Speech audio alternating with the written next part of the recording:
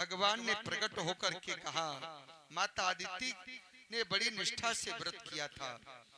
भगवान ने प्रकट होकर के कहा, मां, आपके पुत्र इंद्र के संकट को मैं समझता हूँ, उनके कष्ट के निवृत्ति के लिए आपके घर में पुत्र बनकर के आऊंगा, ये मेरा विश्वास करें। उधर देवता लोग नारायण की शरण में गए, बोले क्या हुआ? देवता बोले बहुत बड़ा संकट हम पर आ गया, राजा बलि ने तीनों लोकों को हमसे छुड़ा लिया, त्रिलोकी के राजा को बलि ने अपने कब्जे में कर लिया।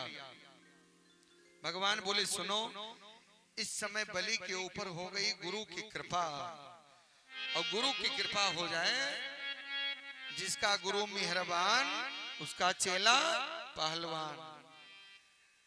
जिस पर गुरु की कृपा हो गई उसके लिए तो कहना ही क्या है। गु माने अंधकार, रू माने प्रकाश, जो अंधकार से प्रकाश की ओर ले जाए। भगवान ने कहा, इस समय यदि मैं भगवान होकर के भी बलि से युद्ध करूंगा तो मैं हार जाऊंगा, क्योंकि बलि के ऊपर इस समय गुरु की कृपा है। इसलिए गुरु जीवन में श्रेष्ठ होना आवश्यक है। बलि को मैं जीत नहीं सकता।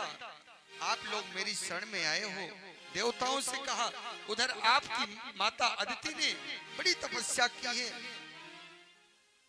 और देवताओं से बोले एक काम हो सकता है क्या? मैं स्वयं वामन बन करके आऊंगा और भिक्षा में तीनों त्रिलोक को पुनः वही मांग लूंगा। ऐसा तो हो सकता है, लेकिन युद्ध से जीत करके किया जाए ये संभव नहीं है। बोले वृंदावन बिहारी लाल की जय। राजा बलि के यहाँ जाकर के हाथ पसारूंगा, तीनों लोगों की भिक्षा मांग करके ला करके तुम्हें समर्पित कर दूंगा। तुम्हें बलि को जीतना मेरे बस की बात नहीं है। देवताओं ने प्रभु की प्रार्थना की, देवताओं के कार्य सिद्धि के लिए।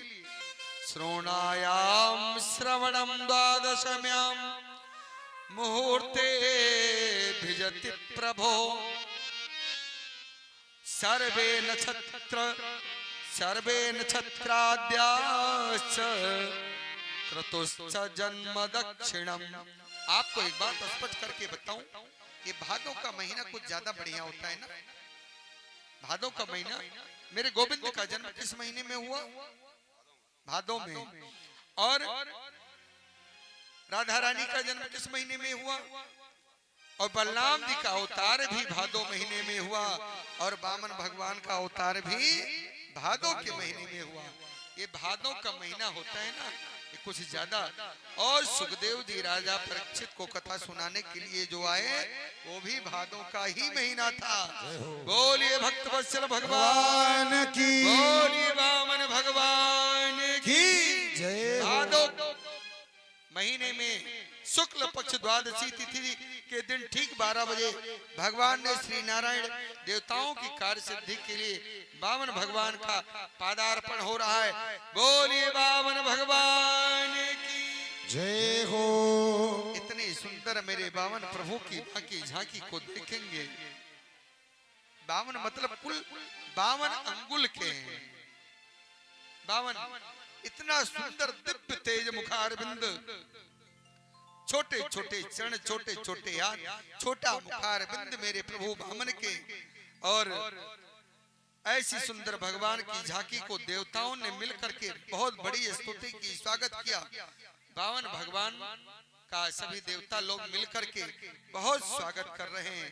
माता अदिति ने भगवान को कोपीन पहनाई, और बृहस्पति आकर के वामन भगवान को जनेऊ धारण कराए।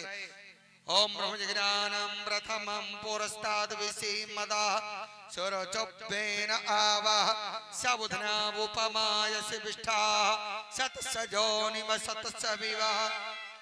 जनेऊ कराया दिया सबने। कुछ भगवान को ब्रह्मा जी ने कमंडल समर्पित किया, सब ऋषियों ने कुछ की आसनी समर्पित की, और चरणों में खड़ाऊ दिया। भगवती उमा देवी ने भिक्षा पात्र दे दिया, और कीर्तन करते हुए चल दिए वामन भगवान। जय जय गोविंद गोविंद गोपाल, जय गोविंद।